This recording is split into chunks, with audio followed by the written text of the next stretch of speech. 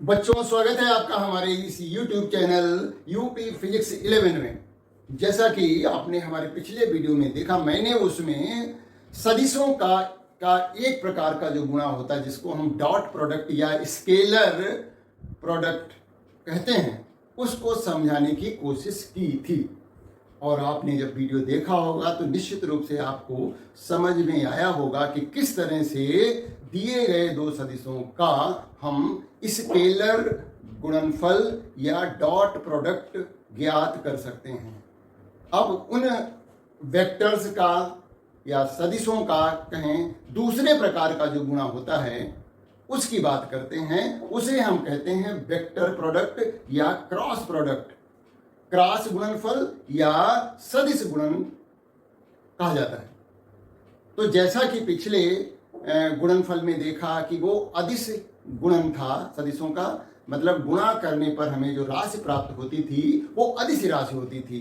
यहाँ पर सदिशों का सदिश गुणन है, तो गुणा के पश्चात जो हमें रिजल्ट मिलेगा वो एक सदिश राशि होगी। उसको कैसे गुणा करेंगे उसको समझेंगे और उस पर बेस्ड क्वेश्चन 1-2 करने की कोशिश करेंगे। उसके बाद हम आपेक्षिक गति को समझेंगे, क्योंकि ये मैंने छोड़ रखा था कि ये हम सदिशों को पढ़ाने के बाद ही लेंगे। हालांकि ये पिछले चैप्टर का टॉपिक था, लेकिन सदिशों के बाद पढ़ाने पर ये ज्यादा समझ में आता है। तो आइए शुरू करते हैं कि सदिशों का जो है क्रॉस प्रोडक्ट या सदिश गुणन कैसे निकालते हैं और ये क्या होता है। किन्हीं दो दिए गए सदिशों का सदिश गुणनफल उन दो सदिशों के परिमाणों तथा उन दो सदिशों के बीच के कोण के की ज्या के गुणनफल के बराबर होता है। ज्या का मतलब साइन, ट्रिग्नोमेट्री में पढ़ते हैं। तो सदिश गुणनफल क्या होता है कि दिए गए दो सदिशों के परिमाण जो हैं उनकी गुणा की जाए और फिर उसको उन दो सदिशों के बीच जो न्यून कोण बन रहा है उस कोण की ज्या पता करी जाए और फिर इनका गुणा कर दिया जाए तो हमें सदिशों का सदिश गुणनफल ज्ञात हो जाता है। एक बार क्योंकि भाई गुणा करना सीखना है, जैसा कि छोटी क्लास में नंबरों का गुणा सीखा था, वैसे यहाँ भी आपको ये सीखना है कि गुणा करते कैसे हैं और ये क्या होता है। लिखने को भी आता परीक्षा में, तो हमने इसकी परिभाषा तो बोर्ड पे लिख रखी है, उसको देख सकते हैं और याद कर सकते हैं। क्या है कि दो सदिशों का सदिश या क्रॉस गुणनफल उन दो सदिशों के परिमाणों तथा उनके बीच के कोण की ज्या के गुणनफल के बराबर होता है। हमें जो है सदिशों का गुणनफल ज्ञात करना है तो क्या करना पड़ेगा, सदिशों का परिमाण पता करिए और उन दोनों सदिशों के बीच बनने वाले कोण की ज्या को पता करिए और फिर गुणा कर दीजिए। तो सदिशों का गुणनफल, कौन सा गुणनफल प्राप्त होगा, सदिश गुणनफल, या जिसको हम क्रॉस प्रोडक्ट कहते हैं। देखिए यहां पर हम क्रॉस का निशान भी लगाएंगे।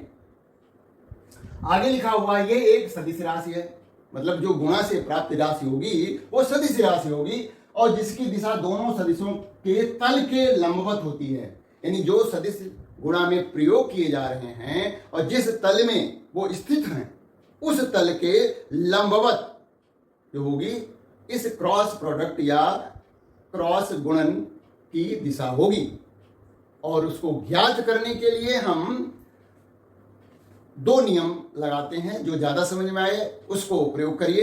एक तो होता है कि दक्षिणावर्त पेंच नियम, दूसरा होता है दाहिने हाथ के अंगूठे का नियम। इसका हम लिखते कैसे हैं वो देखिए और फिर समझने की कोशिश करिए। तो ए क्रॉस बी बराबर होता है A B sine theta N cap. N cap क्या है, यहां एन कैप एक एकांक सदिश है जो कि ए क्रॉस बी की दिशा बताता है। ए क्रॉस बी यानी जो सदिश गुणनफल आया है उसकी दिशा में ही ये एकांक सदिश एन की दिशा होगी। यहां पर चित्र मैंने बना रखा है कि देखिए ए और बी दो सदिश हैं जो कि एक तल में, मान लिया इस तल में लग रहे हैं, जैसा कि हाथ इसमें यहां पर स्थित है। अब जब हमने ए से बी की तरफ क्रॉस किया, ए क्रॉस बी किया, तो हमें जो गुणनफल प्राप्त हुआ उसकी दिशा जो होगी वो ए और बी जिस तल में लाई कर रहे हैं, जिस तल में स्थित हैं, उसके लंबवत होगी। मान लेते हैं कि ये जो है बोर्ड के तल में, ए और बी बोर्ड के तल में स्थित हैं, तो ए क्रॉस बी की दिशा जो होगी या तो बोर्ड के लंबवत बाहर की तरफ होगी या फिर इस बोर्ड के तल के लंबवत तो होगी, अंदर की तरफ होगी। बोर्ड के तल के लंबवत बाहर की ओर या अंदर की ओर हो सकती है। तो यहां पर हमने क्या किया, ए क्रॉस बी किया। पहले देखिए, दाहिने हाथ के अंगूठे का नियम समझिए। अपने दाहिने हाथ को खोलिए और जो जिस सदिश से गुणा प्रारंभ करनी है, हमें ए क्रॉस बी करना है, तो ए पर इसको रखिए, है ना। ए पर मैंने रखा और हमने बी की तरफ इसको उंगलियों को मोड़ दिया। तो अब अंगूठा क्या हो रहा है, इस तल के, बोर्ड के तल के बाहर की तरफ दिशा को बता रहा है। मतलब ए क्रॉस बी की दिशा जो होगी इस बोर्ड के लंबवत होगी। अच्छा, यदि हमने बी पर रखा होता तो हम बी क्रॉस ए कहते, बी क्रॉस ए कहते, और बी क्रॉस ए के लिए हमें अपने दाहिने हाथ को कहां रखना पड़ेगा, बी पर रखना पड़ेगा, और जिस तरफ को दूसरा सदिश होगा उस तरफ को हमें उसको उंगलियों को मोड़ना पड़ेगा। तो देखिए, मैंने बी के अनुदिश रखा उंगलियों को और फिर ए की तरफ मोड़ा, तो अंगूठा जो है ये बोर्ड के तल के अंदर की तरफ जा रहा है। तो अतः जो है ए क्रॉस बी की दिशा बोर्ड के तल के लंबवत अंदर की ओर होगी। ये तो हुआ दाहिने हाथ के अंगूठे का नियम। उसी तरह से यदि हम दक्षिणावर्त पेंच का नियम लगाएं तो हमें देखना पड़ेगा कि पेंच को हम किस तरफ घुमा रहे हैं, ए से बी की तरफ घुमा रहे हैं या बी से ए की तरफ घुमा रहे हैं। जिस दिशा में घुमा रहे हैं, जिस दिशा में हम क्रॉस कर रहे हैं, क्रॉस प्रोडक्ट निकाल रहे हैं, उसके हिसाब से ये जो दक्षिणावर्त पेंच है, क्या ये बाहर की ओर निकल रहा है। भाई पेंच को घुमाएंगे तो या वो तो खुलेगा या फिर बंद होगा, है ना। यानी पेंच जो है या तो बाहर की ओर आएगा या फिर अंदर की ओर जाएगा, है ना। तो ये निर्भर करेगा कि हम पेंच को कैसे घुमा रहे हैं। तो अब मान लिया हमने, देखिए ये इसको जो है ए पर रखा और बी की तरफ घुमाया ऐसे ऐसे, तो क्या होगा, दक्षिणावर्त जो पेंच है वो खुलेगा। खुलेगा का मतलब बाहर की तरफ आएगा, बाहर की तरफ आएगा, मतलब ए क्रॉस बी की दिशा इस तल के लंबवत बाहर की ओर होगी। अच्छा, दूसरा केस लेते हैं। यदि मैंने पेंच को इस तरह घुमाया ऐसे, बी से ए की तरफ घुमाया, तो पेंच क्या होगा, कसता चला जाएगा और वो अंदर घुसता हुआ जाएगा। इसका मतलब उस स्थिति में बी क्रॉस ए होगा और बी क्रॉस ए जो सदिश प्राप्त हो रहा है उसकी दिशा इस बोर्ड के तल के लंबवत अंदर की ओर होगी।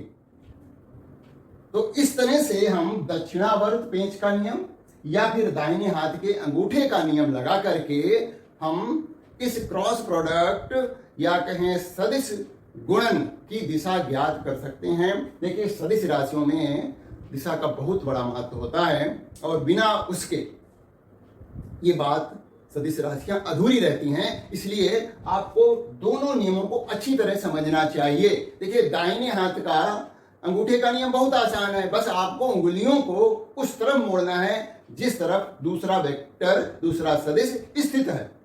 ए से बी जाना है तो बी किधर स्थित है, उस तरफ को मोड़िए, अंगूठा बाहर निकलेगा और दिशा बता देगा वो कि ए क्रॉस बी की दिशा क्या होगी। उसी तरह से यदि हमें बी क्रॉस ए करना है तो बी पर हमें उंगलियों को रखना पड़ेगा।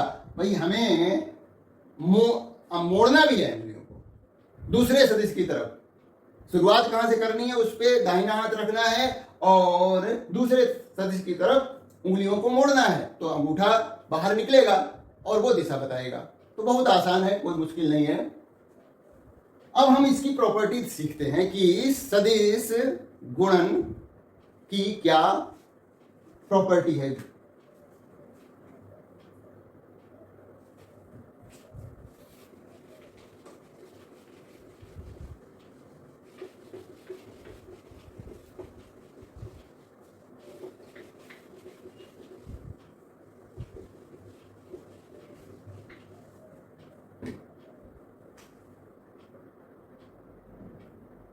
सदिश गुणन की के गुण, properties of vector product,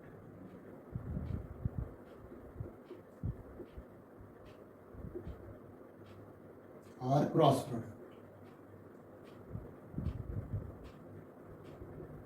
number 1, सदिश गुणन जो होता है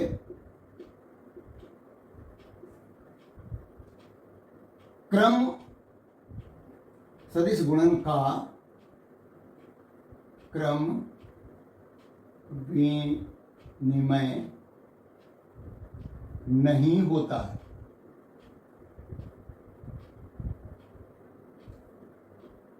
मतलब A क्रॉस B करें, ये बराबर नहीं होता है B क्रॉस A के। जबकि हमारा जो इससे पहले वाला गुणन था जिसको हम स्केलर गुणन कहते थे, वहां पर A डॉट B बराबर होता था B डॉट A के। यहां पर A क्रॉस B बराबर नहीं है B क्रॉस A के। देखिए असल में हमें क्या करना पड़ता है कि जब दो सदिश लेते हैं, एक सदिश ए लिया, एक सदिश बी लिया, और इनके बीच बनने वाला कोण लेते हैं। ए से बी की तरफ जाने पर जो कोण हमें मिल रहा है वो कोण लेंगे। जब बी क्रॉस ए करेंगे तो बी क्रॉस ए करने पर बी से ए तक जाइए तो ये कोण बनेगा। ये कोण क्या होगा? 360 माइनस थीटा होगा। तो जब हम यहां पर इसको बी क्रॉस ए लिखेंगे तो बी क्रॉस ए बराबर हो जाएगा बी ए कॉस साइन 360 माइनस थीटा, और इसका मान होता minus B A sign theta.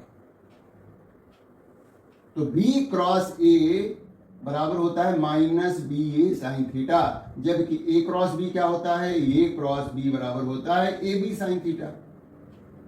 A B तो ए बी और बी ए में कोई अंतर नहीं है, क्योंकि ये ए और बी क्या है? परिमाण है दो सदिशों के।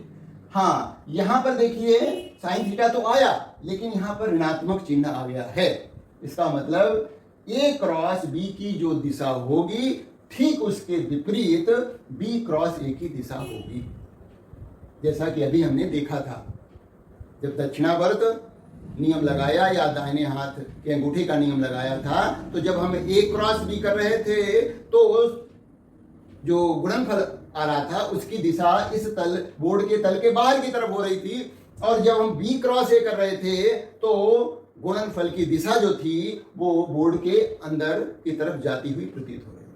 तो इस तरह से ए क्रॉस बी जो है बी क्रॉस ए के बराबर होता ही नहीं है। और यदि बराबर करना है तो आप यहां पर ऋणात्मक चिन्ह लगाएंगे, तभी हो सकता है बराबर है। दूसरा है सदिश गुणन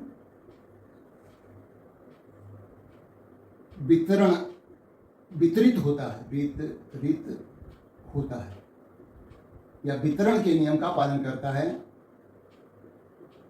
ये गुण जो है पहले वाला ही जैसा है, जैसे हमने किया ए क्रॉस बी प्लस सी बराबर हो जाएगा A cross B plus A cross सी। हम ऑर्डर नहीं बदल सकते इनका, जैसे ऑर्डर में है वैसे ही लिखा जा सकता है, या फिर ऐसे भी हो सकता है ए प्लस बी और क्रॉस सी है तो ये हो जाएगा A cross C plus B cross C. आगे पीछे नहीं किया जा सकता, तो ये वितरित तो होता है, ऑर्डर हम बदल नहीं सकते। जैसा है वैसे रहेगा। तीसरा है दो लंबवत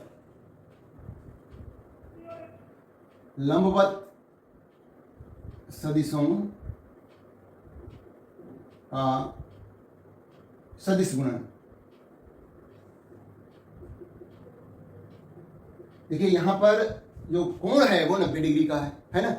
तो देखिए क्या होगा, ए क्रॉस बी बराबर हो जाएगा ए बी साइन 90 डिग्री और ये, और साइन 90 डिग्री जो होता है का मान 1 होता है, तो हमें क्या प्राप्त हुआ, ए बी और ये, मतलब दाहिनी तरफ हमें एक सदिश राशि प्राप्त हो रही है।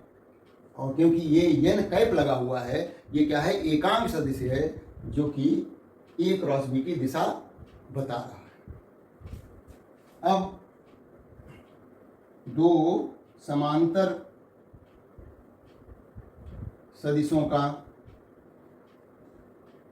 सदिश गुणन, यहां पर कोण जो है वो थीटा बराबर होगा 0 डिग्री के। तो जब हमारे दो सदिश परस्पर समांतर होते हैं तो उनका सदिश गुणनफल जो है वो शून्य आता है। देखिए कैसे, ए क्रॉस बी बराबर हो गया ए बी साइन 0 डिग्री। ये साइन 0 का मान 0 होता है, तो 0 वेक्टर आ गया, 0 सदिश आ गया। तो यदि हमें दो सदिशों को एक दूसरे के समांतर सिद्ध करना है, तो हम उनका सदिश गुणन फल निकालेंगे।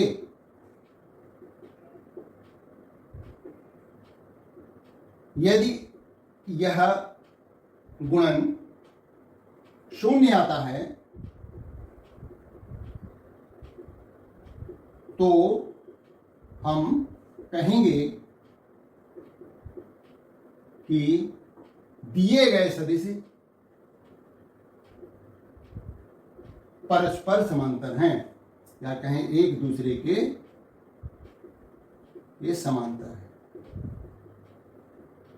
तो ये एक प्रश्न बनता है, इंपॉर्टेंट प्रश्न है कि दो सदिश दिए जाएं और आपसे कहा जाए कि दिखाइए कि ये एक दूसरे के समांतर हैं, तो आप जो है क्या करेंगे, उन दिए गए सदिशों का सदिश गुणन ज्ञात करेंगे, और यदि शून्य आ जाता है तो आप निश्चित रूप से कह सकेंगे कि ये जो है एक दूसरे के समांतर हैं। इस तरह से पांचवी प्रॉपर्टी देखिए,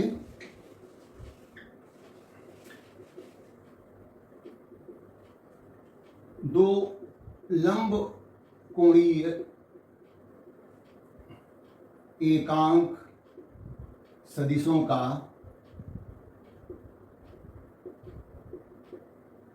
सदिश गुणन।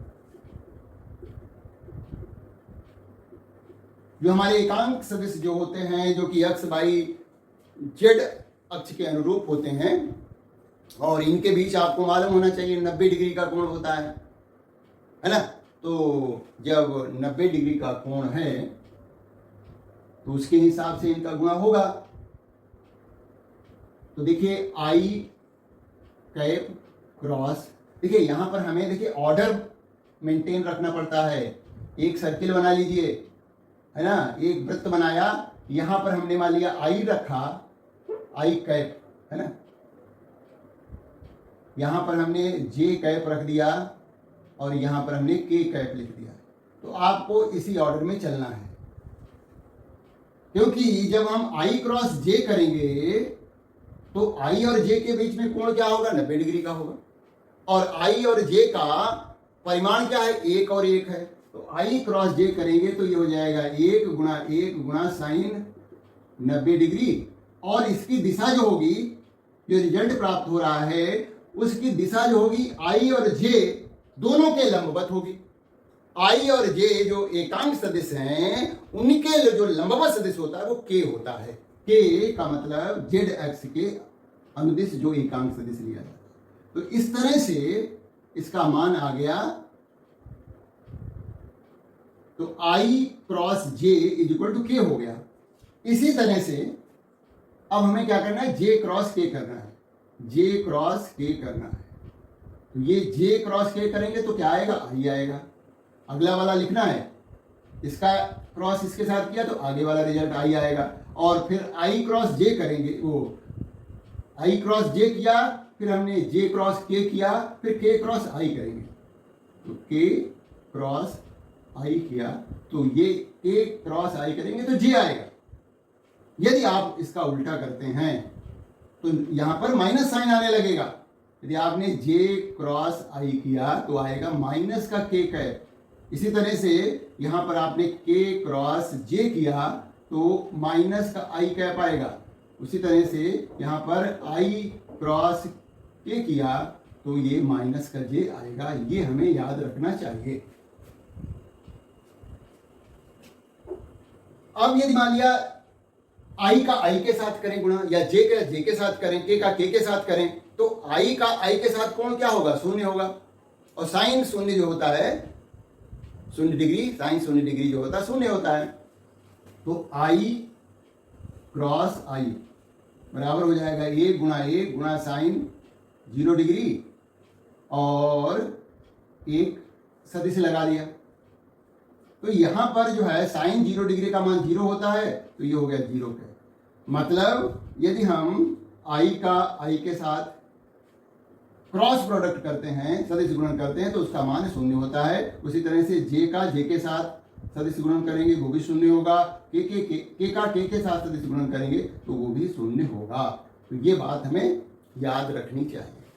फिजिक्स में इसका सदिश गुणन का प्रयोग होता है, कई जगह होता है। जैसे मान लिया बल आघूर्ण निकालने में, तो बल आघूर्ण क्या होता है, बल आघूर्ण बताया जाएगा torque, tau is equal to होता है आर क्रॉस एफ। देखिए आर क्या है, किसी वस्तु पर लगने वाले जो दो बल हैं उनके बीच की लंबवत दूरी होती है, और बल, ये बलों का परिमाण समान है, तो वो एफ है। तो इस तरह से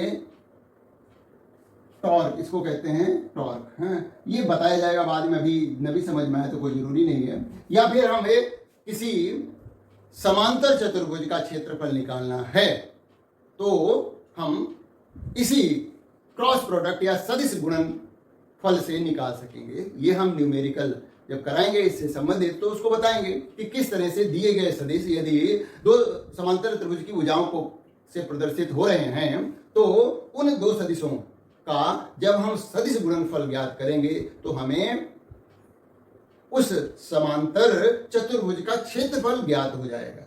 और क्षेत्रफल वर्ग मीटर वर्ग सेंटीमीटर में होता है। तो गुणा करने के बाद, सदिश गुणा करने के बाद तो सदिश राशि प्राप्त होगी, उसका हमें परिमाण प्राप्त निकालना पड़ेगा, तो वो हम सिखाएंगे। तो ये जो है हमने सदिश गुणन के बारे में बताया। और अब हम वास्तव में यदि कोई सदिश जिसके तीनों कंपोनेंट दिए गए हैं, यानी एक्स अक्ष के अनुदिश, वाई अक्ष के अनुदिश, जेड अक्ष के अनुदिश, उसका क्रॉस प्रोडक्ट कैसे निकालेंगे, सदिश गुणनफल कैसे निकालेंगे, वो बहुत ही इंपॉर्टेंट है। उसको जरा समझिएगा। ये देखिए, ये जरूर याद रखिएगा क्योंकि ये इंपॉर्टेंट है, इसी के आधार पर हम करेंगे। मान लिया दो सदिश हैं, ए सदिश बराबर दिया गया है A X I cap plus A Y J cap plus A Z K cap. दूसरा सदिश बी दिया गया है A B X I cap plus B Y J cap plus B Z K cap. अब हमें इनका क्रॉस प्रोडक्ट निकालना है। बहुत ही समझने की जरूरत है, आसान है, ऐसा नहीं है। तो अब हमें निकालना है ए क्रॉस बी। तो इसका विशेष तरीका होता है, हम ऐसे दो समांतर रेखाएं खींच लेते हैं, यहां पर लिखते हैं आई, यहां जे, यहां पर के। अब हम इसके जो परिमाण हैं, आई जे के साथ लिखे गए परिमाण हैं ए और बी के, ए के पहले लिखेंगे, बी के बाद में रखेंगे, क्योंकि हमें ए क्रॉस बी करना है। तो ए एक्स यहाँ आया, ए वाई यहाँ गया और ए जेड यहाँ आया। फिर अब बी एक्स लिखिए, बी एक्स, बी वाई और बी जेड। अब हमें देखिए, समझिएगा कैसे इसका क्रॉस प्रोडक्ट करेंगे। तो पहले हम इस आई को ढक लेते हैं और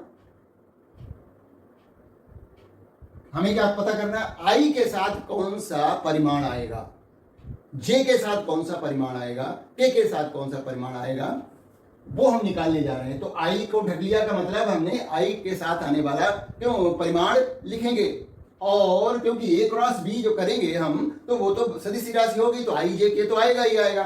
तो देखिएगा, हम पहले इस ए वाई को इससे एक तीर का निशान बना लेते हैं और minus this into this,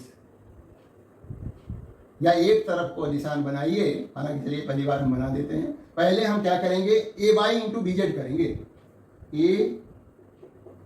A Y into B Z. ये क्या है, परिमाण है, तो गुणा नंबर होंगे तो गुणा हो जाएगी, माइनस ए जेड बी वाई, और ब्रैकेट में बंद करके आई कैप लिख देंगे, प्लस अब हमें क्या पता करना है, जे के साथ क्या आएगा, यहां पर आएगा जे कैप। तो जे को ढक लीजिए और के और आई की गुणा करिए, के नीचे लिखे जो परिमाण हैं और आई के नीचे लिखे परिमाण हैं उनकी गुणा करनी है। तो ये उल्टा पड़ रहा है, तो इसलिए आई वाले हम फिर से यहां पर लिख लेते हैं, आई वाले यहां पर लिख लिए, ए एक्स और बी एक्स। अब हम तीर बना सकते हैं ऐसे, इससे इसकी पहले गुणा करेंगे, माइनस इसकी इसके साथ गुणा करेंगे। तो पहले हमने ए जेड बी एक्स लिखा, ए जेड बी एक्स, माइनस अब ए एक्स बी जेड लिखेंगे। अब तीसरा जो आएगा वो हमारा आएगा, आई आ चुका, जे आ चुका, अब के आएगा, के इसको ढक लेंगे हम के वाले को। तो ये तो सीधा ही सा है कि आई इसको पहले इससे गुणा करेंगे और फिर इसको गुणा करेंगे माइनस साइन के साथ। तो ए एक्स बी वाई आएगा, ए एक्स बी वाई माइनस ए वाई बी एक्स होगा, ए वाई बी एक्स होगा। तो इस तरह से हमने आई जे और के पदों में ए क्रॉस बी का मान ज्ञात कर लिया। एक वास्तविक प्रश्न लेकर के भी हम इसको समझ लें, ये रिजल्ट नोट कर लिया होगा। अब देखिए, हम एक उदाहरण दूसरा लेते हैं, उससे समझते हैं। मानिए हमारे पास दो सदिश हैं, ए का मान है 3i minus 2j plus 3k, यहां पर b बराबर है i minus plus 5j minus 2k। अब इनका हमें सदिश गुणन ज्ञात करना है। तो a क्रॉस b लिखा, बराबर हो जाएगा i j k लिखा, इनके जो परिमाण है उनको लिख दीजिए 3 माइनस 2, चिन्ह सहित लिखना है 3, इसका इसके साथ क्या है 1 5 और माइनस 2 लीजिए। पहले हमें क्या मिलता है, गुणा करने पर आई के साथ आने वाला परिमाण पता लगता है, फिर जे के साथ आने वाला पता लगता है, फिर के साथ आने वाला परिमाण पता लगता है ना। तो देखिए, आई को ढका जाता है और इसकी इससे गुणा की जाती है, और माइनस दिस इंटू दिस होता है। तो माइनस 2 गुणा माइनस 2 प्लस का 4 हो गया, माइनस 5 गुणा 3 15 आई के, प्लस देखिए अब हमें क्या करना है, जे का पता करना है। तो हमने कहा था इसको आई को दोबारा लिखिए, यहां पर 3 लिख दीजिए, 1 लिख दीजिए। अब पहले हम इससे इसको गुणा करेंगे, फिर उसके बाद इससे गुणा करेंगे। तो 3 गुणा 1 यानी 3 आया, माइनस देखिए माइनस का 2 है और 3 प्लस का है, तो 3 दूनी 6, माइनस का 6 आया, और ये माइनस पहले से लगा हुआ है भाई, इन दोनों का गुणा क्या आया, माइनस 6 आया। सूत्र का जो है माइनस पहले से लगा हुआ है, तो 2 माइनस 7 7 का मतलब ये प्लस का हो जाएगा, और ये 6 हो जाएगा, जे कैप हो गया, जे कैप प्लस। अब हमें के साथ क्या आने वाला है उसको देखना है। इससे इसकी गुणा करिए, 15 हो गया, माइनस इससे इसकी गुणा करिए तो ये हो जाएगा आपका -2 गुणा 1, -2 और ये पहले से माइनस लगा हुआ है ये, तो ये हो गया के कैप। ये यहां पर बचेगा 15 में से 4 घट जाएगा, माइनस का 11 आई कैप प्लस 9 जे कैप प्लस 17 के कैप। ये आ गया A क्रॉस B का मान सदिश के पदों। इसका परिमाण पता करना है, मतलब वैल्यू पता करनी है तो वर्गमूल -11 का होल स्क्वायर, 9 का वर्ग करिए और 17 का वर्ग करिए, वर्ग करके जोड़ करके वर्गमूल निकाल दीजिए तो A क्रॉस B का जो परिमाण होगा वो पता लग जाएगा। बस एक बार सीखने की जरूरत है, कुछ प्रश्नों की प्रैक्टिस कर लीजिए तो परफेक्ट हो जाएंगे। तो इस तरह से दिए गए दो सदिशों का हम सदिश गुणनफल ज्ञात कर सकते हैं। अब बात करते हैं हम आपेक्षिक वेग की। देखिए वेग, यहां पर हमें आपेक्षिक ज्ञात करना है, किसी के सापेक्ष ज्ञात करना है कि कोई वस्तु दूसरी वस्तु के सापेक्ष कितनी तेज चल रही है या कम स्लो चल रही है। देखिए गति जो है वो गति सापेक्ष होती है हमेशा।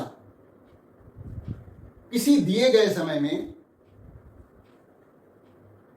कोई दी गई वस्तु एक प्रेक्षक के लिए गति में हो सकती है, दूसरे प्रेक्षक के लिए स्थिर अवस्था में हो सकती है।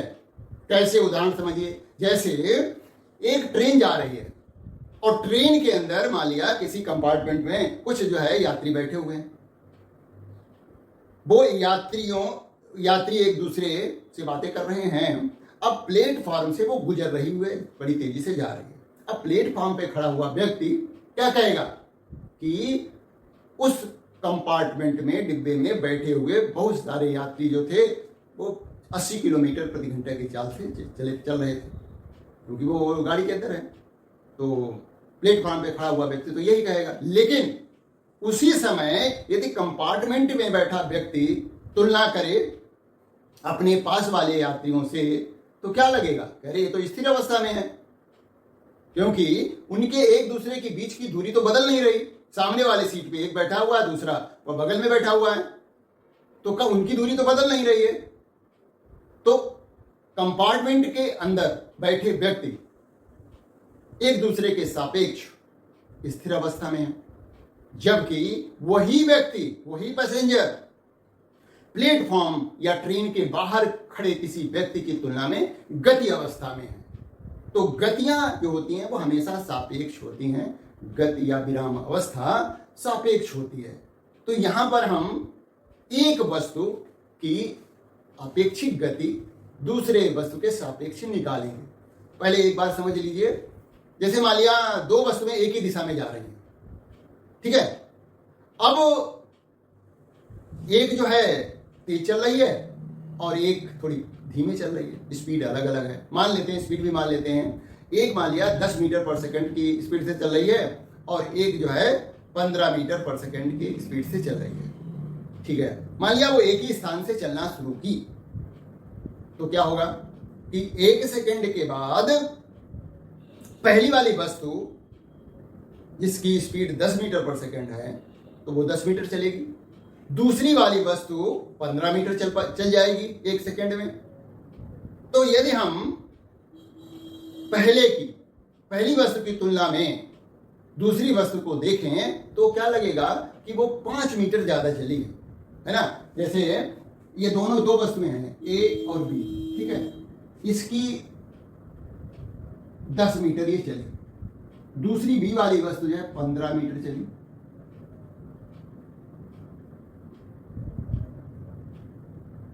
अब क्या पता लग रहा है कि ठीक है कि दोनों की जो है स्पीड अलग अलग। 1 सेकंड के बाद हमने दोनों का पता किया कि दूरी, एक स्थान से चलने के बाद दूरी कहां पर कितनी दूर पहुंच रही है।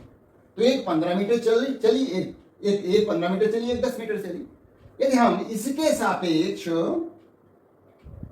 बी को देखें, है ना, तो बी वाली 5 मीटर ज्यादा चल रही है, या कहें velocity of B with respect to A, velocity of B with respect to A, इसको हम ऐसे लिखते हैं बी बी बी बी ए।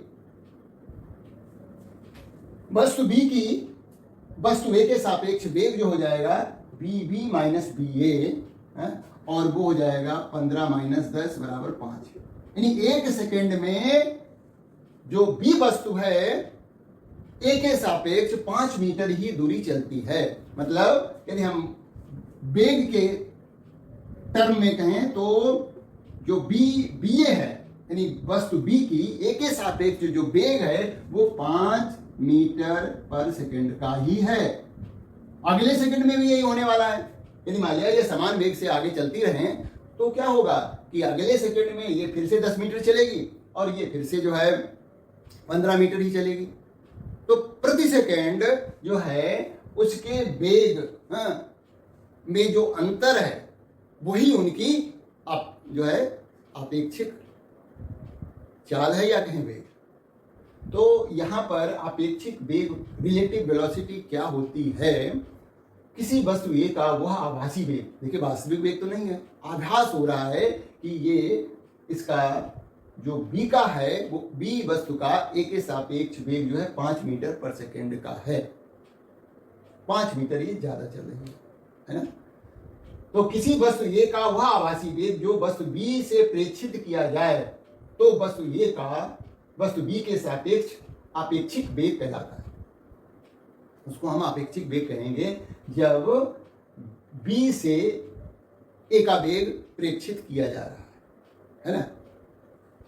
तो वस्तु मान लिया यहाँ वस्तु ए का वेग ए है, बी ए माना गया है, वस्तु बी का वेग जो है बी माना गया है। यदि दोनों वस्तुएं एक साथ एक ही दिशा में एक स्थान से गति प्रारंभ करती हैं तो टी समय के पश्चात वस्तु ए में कितना विस्थापन होगा? विस्थापन क्योंकि एक ही दिशा में चल रही हैं तो वेग गुणा समय, वेग गुणा समय, तो वस्तु ए का विस्थापन पता लग जाएगा। उसी तरह से वस्तु बी में कितना विस्थापन होगा? एक्स बी बराबर हो जाएगा वस्तु बी का वेग गुणा समय, इतनी दूरी चले विस्थापन होगा। अब वस्तु बी के सापेक्ष वस्तु ए में विस्थापन, यहां पर हम ए के सापेक्ष बी में विस्थापन निकाल रहे हैं। तो क्या हो जाएगा? जो एक्स ने दूरी चली और जो बी ने वो ए ने दूरी जो चली और बी ने जो दूरी चली उसका अंतर निकाल दीजिए भाई, है ना। ये इन्हें दूरी चली, ये बी ने दूरी चली, दोनों का अंतर निकाल दिया और चली गई दूरी पहले हम निकाल चुके थे वेग गुणा समय से। तो वी ए गुणा टी माइनस बी बी गुणा टी, टी को कॉमन ले लिया तो B A minus B B, ये विस्थापन हुआ किसका? वस्तु बी के सापेक्ष ए का विस्थापन। देखिए जिसके सापेक्ष लेते हैं उसको हम माइनस करते हैं, ध्यान रखना है। तो बी के वस्तु बी के सापेक्ष वस्तु ए में विस्थापन जो है इतना हुआ। अब वस्तु ए का वस्तु बी के सापेक्ष वेग, हमें यहां पर relative velocity of A with respect to B निकालनी है। वस्तु ए का वस्तु बी के सापेक्ष वेग निकालना है तो चली गई दूरी या कहें विस्थापन बटे समय, तो टी को काट दिया। तो इस तरह से बी ए बी का मतलब है ए के सापेक्ष बी का वेग, relative velocity of A with respect to B, तो B A minus B B होता है। तो इस तरह से हम किसी वस्तु का अपेक्षित वेग निकालते हैं। अब मान लिया विशेष परिस्थितियों की बात करते हैं। विशेष परिस्थितियां,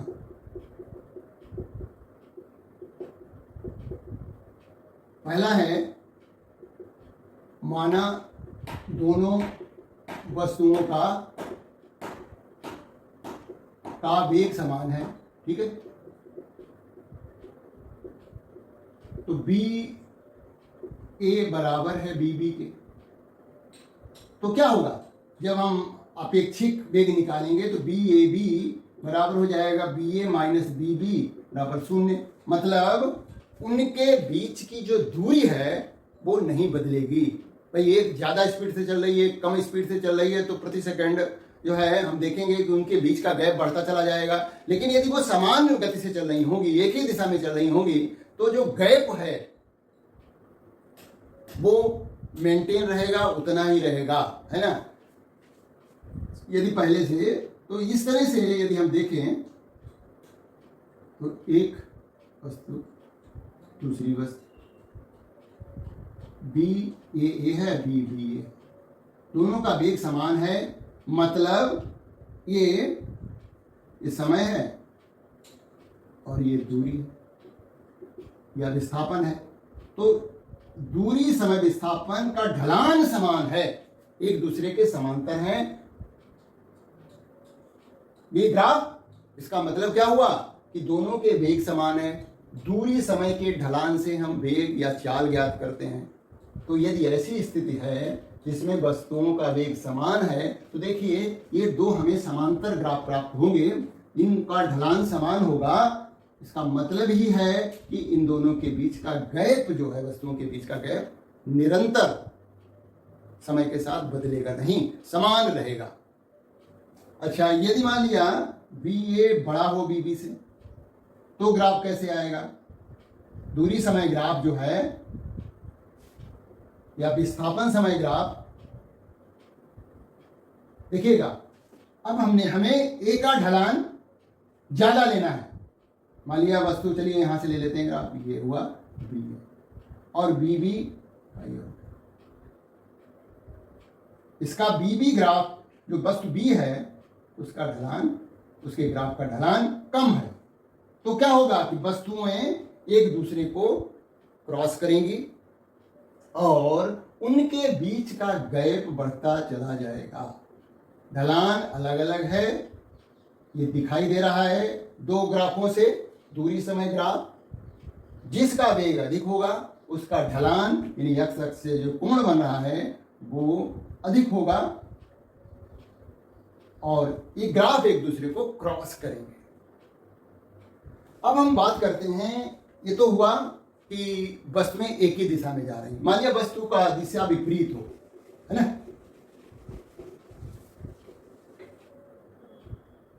यदि वस्तुएं विपरीत दिशा में गतिमान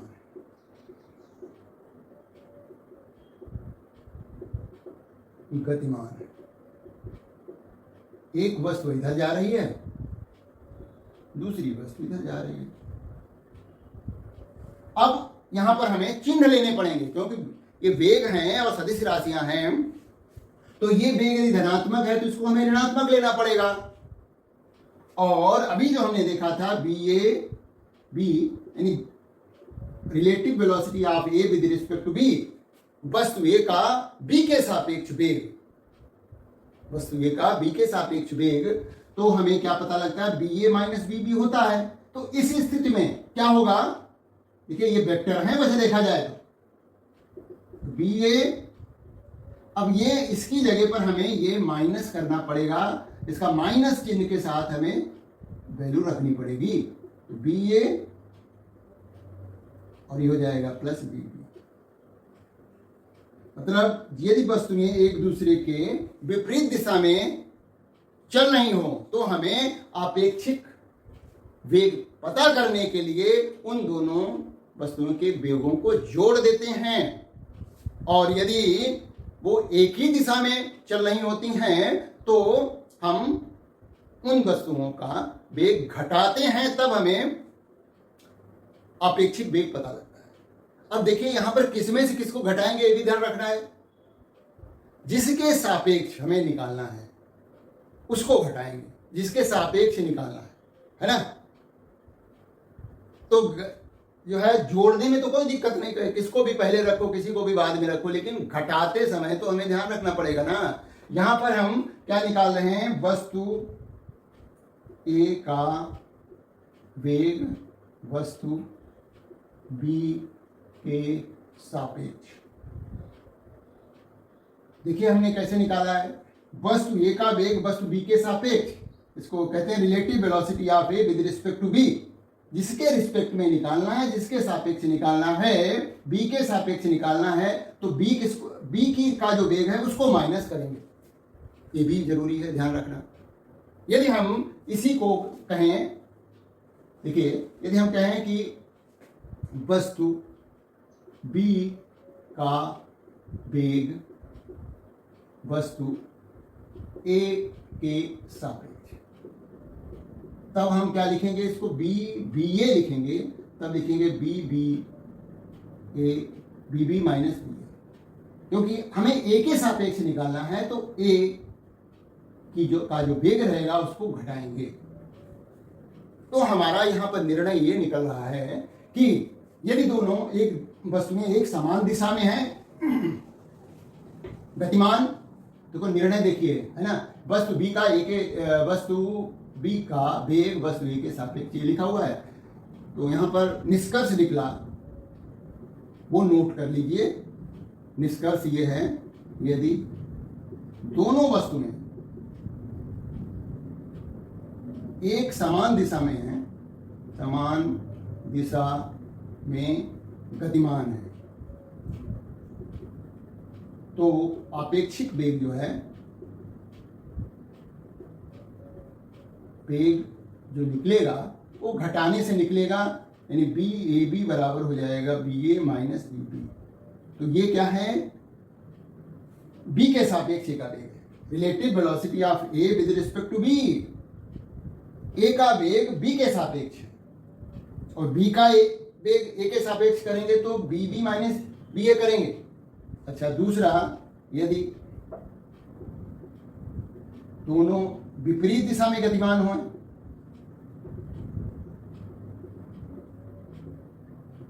तब उनका अपेक्षित वेग निकालना है, तो बी ए बी बराबर हो जाएगा बी बी बी ए प्लस बी। और वैसे भी हमें दैनिक जीवन में भी ये बात समझ में आती है कि यदि मान लिया दो वस्तुएं एक दूसरे के विपरीत दिशा में जा रही है, एक इधर को जा रही है और दूसरी इधर को जा रही है, तो निरंतर देखिए उनके बीच का गैप बढ़ता चला जाएगा, है ना।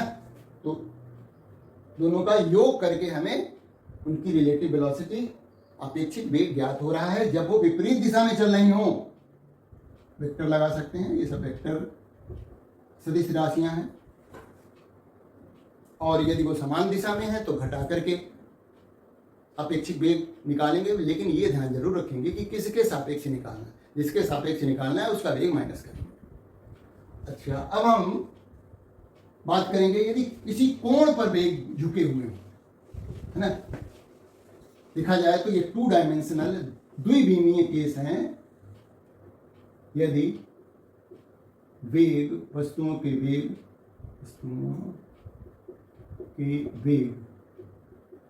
एक दूसरे के सापेक्ष किसी कोण पर है,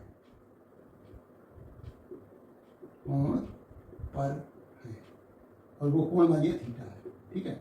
यदि वस्तुओं के वेग एक दूसरे के सापेक्ष किसी कोण पर है, मतलब देखिए वस्तु ए ये है, बी ये है, और ये वस्तु बी है,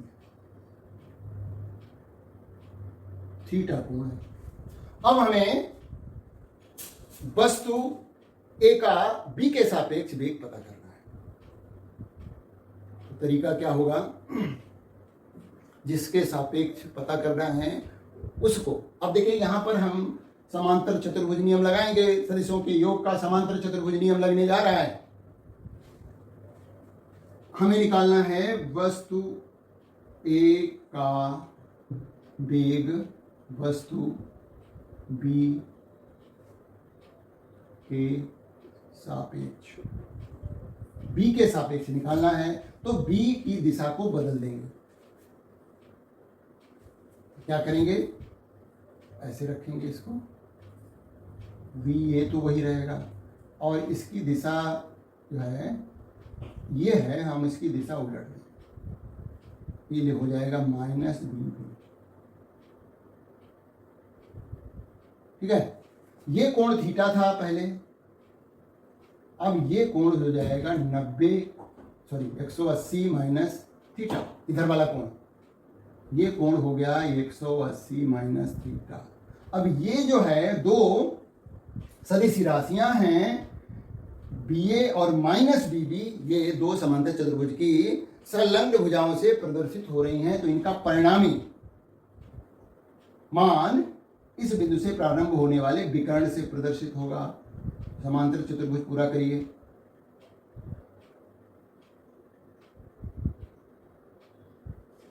ये और ये जो आएगा वो होगा BAB। तो ये क्योंकि हम यहाँ पर समांतर चतुर्भुज नियम लगा रहे हैं तो निश्चित रूप से हमें उस समांतर चतुर्भुज के नियम का जो सूत्र है वही प्रयोग करना पड़ेगा। तो अब जो है रिजल्ट जो बन करके आया है उसमें BA और माइनस BB के बीच का कोण 180 माइनस थीटा है। तो रिलेटिव वेलोसिटी निकालेंगे, अपेक्षित वेग निकालेंगे, वस्तु A का वेग वस्तु B के सापेक्ष, ये इसका मान BAB का हम परिमाण निकाल रहे हैं, ये हो जाएगा वर्गमूल। क्या हो जाएगा? BA का इसका परिमाण प्लस इसका परिमाण का वर्ग plus 2BA BB cos 180 minus theta. तो वर्गमूल BA का वर्ग प्लस BB का वर्ग minus 2BA BB cos theta. तो ये cos 180 माइनस थीटा बराबर होता माइनस cos थीटा, इसलिए ये चिन्ह बदल गया। तो ये जो है BAB का मान हो गया। और यदि हमें BBA निकालना हो, है ना, तो क्या करेंगे? A के वेग को पलट देंगे। उसको भी समझ लीजिए। यदि BBA निकालना होता तो कैसे निकालते? चित्र समझिए पहले कि हमारा वस्तु A का वेग ये है और वस्तु B का वेग ये है, प्रारंभ में जो दिया गया है। क्योंकि हमें B का वेग A के सापेक्ष निकालना है तो A वाले सदिश को का विपरीत सदिश निकालेंगे। इसको ऐसे रखेंगे, कुछ नहीं बदलेंगे, इसको बदल देंगे, ये कोण थीटा है। अब हम ये हो गया माइनस BA। अब ये कोण फिर से 180 माइनस थीटा हो गया है, क्योंकि ऐसे था ना, पूरा कोण 180 था, तो ये हो ये थीटा था, तो इधर वाला कोण 180 माइनस थीटा हो गया। ये दो समांतर, ये BA है, BA मतलब A की आवेग है। और समांतर चतुर्भुज पूरा करिए। ये अब ये जो आएगा वो होगा BBA। देखिए BAB की जो दिशा आ रही थी वो क्या आ रही थी? इधर को आ रही थी, और BBA की दिशा ठीक BAB की दिशा के विपरीत आ रही है। BBA जो है वो है माइनस का BAB के, क्योंकि सदिश राशियां हैं एक दूसरे के विपरीत आ रही हैं, परिमाण बराबर हैं। तो ये जो माइनस प्लस क्यों कर रहे हैं? देखिए ये इसलिए कर रहे हैं, यदि कोई वस्तु माइनस करके हमने, जैसे कोई वस्तु ये इधर जा रही है, दूसरी वस्तु इधर जा रही है, दोनों समान दिशा में जा रही है ना, BA और BB दोनों समान दिशा में हैं। अब हमें एक दूसरे के सापेक्ष इनका वेग पता करना है, तो हम क्या करें? एक वस्तु को रोक दें। रोका कैसे जा सकता है? कि हम उस वस्तु का ऋणात्मक वेक्टर, ऋणात्मक सदिश दोनों पर मिला दें, दोनों के साथ मिला दें। मतलब यदि हमें BAB निकालना है तो B के सापेक्ष निकालना है, तो B के ऋणात्मक वेग को दोनों के साथ मिला दीजिए। कैसे? ये तो हुआ BA। अब इसका ऋणात्मक वेग क्या होगा? ये हो जाएगा माइनस BB हो जाएगा, तो वो इसके साथ यहाँ पर आ जाएगा माइनस का BB। तो ये जो ऐसा करने पर क्या हुआ? देखिए जब इसके साथ हमने इसके ऊपर यही काम करेंगे, BB है और ये माइनस का BB है, तो ये क्या होगी? वस्तु शून्य अवस्था में आ गई, मतलब स्थिर अवस्था में आ गई। जब कोई वस्तु स्थिर होती है तो दूसरी वस्तु का वेग की तुलना करना बहुत आसान हो जाता है। प्रॉब्लम तब होती है जब दोनों चल रही हो, एक स्थिर है तो दूसरी वस्तु गति कर रही है, तो उसका अपेक्षिक वेग बताना आसान है। तो हम यहाँ पर यही काम कर रहे हैं। देखिए यहाँ पर जब हमने सुपर इम्पोज कर दिया, एक दूसरे पर अध्यारोपित कर दिया, एक का वेग दूसरे के ऊपर अध्यारोपित कर दिया। क्यों किया? क्योंकि अपेक्षिक वेग पता करना था। और किसके सापेक्ष पता करना था? बी के सापेक्ष पता करना था। तो बी के ऋणात्मक वेग को दोनों के ऊपर अध्यारोपित कर दिया। जब हमने अध्यारोपित किया तो जो दूसरी वस्तु थी बी, वो तो स्थिर अवस्था में आ गई और वस्तु ए का वेग कितना हो गया? देखिए दो सदिश हैं, एक दूसरे के विपरीत हैं, तो इनका रिजल्ट में आएगा B A minus B B. यही तो आएगा, क्योंकि एक दूसरे के विपरीत दिशा में लगने वाले सदिशों का परिणाम ही कैसे ज्ञात करते हैं? घटा करके प्राप्त करते हैं, तो इसीलिए घटाया गया। तो ये जो हम ऋणात्मक बार बार बता रहे हैं कि इसकी दिशा पलट दीजिए, ये कर दीजिए, वो कर दीजिए, क्यों बता रहे हैं? क्योंकि हमें अपेक्षिक वेग पता करना है, जिसके सापेक्ष अपेक्षिक वेग पता करना है, उसकी दिशा को उलट देते हैं और फिर जो है हम वेक्टरों सदिशों के योग के नियम को अप्लाई करके उसका वेग निकाल लेते हैं। तो सदिशों यहाँ पर जैसे मान लिया एक समान दिशा में वस्तुएं चल रही हैं या विपरीत दिशा में चल रही हैं, ये तो आसान केस हो गया एकदम से। हमने देखिए ये समझाने की कोशिश की है, वस्तु ए जो है जिस दिशा में चल रही उसी दिशा में वस्तु बी भी चल रही है। अब हमने बी के सापेक्ष ए का वेग पता करना था, तो बी के वेग का ऋणात्मक वेग पता किया और दोनों के ऊपर अध्यारोपित कर दिया। तो ऐसा करने पर वस्तु बी जो है स्थिर अवस्था में आ गई और इस समय जो ए का वेग है वो इतना आ रहा है। तो इसका मतलब यही जो है, ये जो रिजल्ट आया है, यही वस्तु ए का बी के सापेक्ष वेग हो गया। तो जैसे कि एक दिशा में चलने वाली वस्तुओं के केस में हम करते हैं, वैसे ही जो है दो दिशाओं में वस्तुएं चल रही हैं, मतलब कोई कोण पर चल रही हैं, यानी उनके वेग जो है एक दूसरे के कोण पर हैं, तो हम यही काम कर रहे हैं। हमने यहाँ पर पहले नहीं बताया था कि किस तरह से जो है वेग सदिशों को जोड़ा या घटाया जा रहा है। वो तो हमने सीधे से बता दिया कि जब वस्तुएं एक दिशा में चल रही हैं तो अपेक्षिक वेग पता करना है, तो दोनों को वेग को घटा दीजिए। बस ये ध्यान रखिए कि किसको किस में से घटाना है, जिसके सापेक्ष निकालना है उसको घटाना है दूसरे वाले में से। लेकिन जब हमने ये दो दिशाओं में मतलब अलग अलग कोणों पर जब वेग झुके हुए थे, तो वहां पर भी हमने यही किया कि जिसके सापेक्ष वेग निकालना है उसके वेग को ऋणात्मक कर दीजिए और फिर जो सदिश प्राप्त हो उसमें जो है सदिशों के योग का नियम लगाइए। तो समांतर चतुर्भुज का सदिशों के योग के लिए समांतर चतुर्भुज का नियम हमने लगा दिया और ये परिणाम प्राप्त हो गया। तो ये जो है इस पर आधारित कुछ प्रश्न हम निश्चित रूप से हल करेंगे। उम्मीद है कि आपको आज का लेक्चर, आज की बातें समझ में आई होंगी। कितना समझ में आता है ये आपके कंसंट्रेशन पर, ध्यान पर निर्भर करेगा। जितना आप कोशिश करेंगे उतना ही समझ में आएगा, और यदि नहीं समझ में आता है तो कमेंट करके पूछ भी सकते हैं। तो वीडियो को लाइक करिए, सब्सक्राइब करिए, अपने दोस्तों में शेयर करिए। Thank you for watching this video.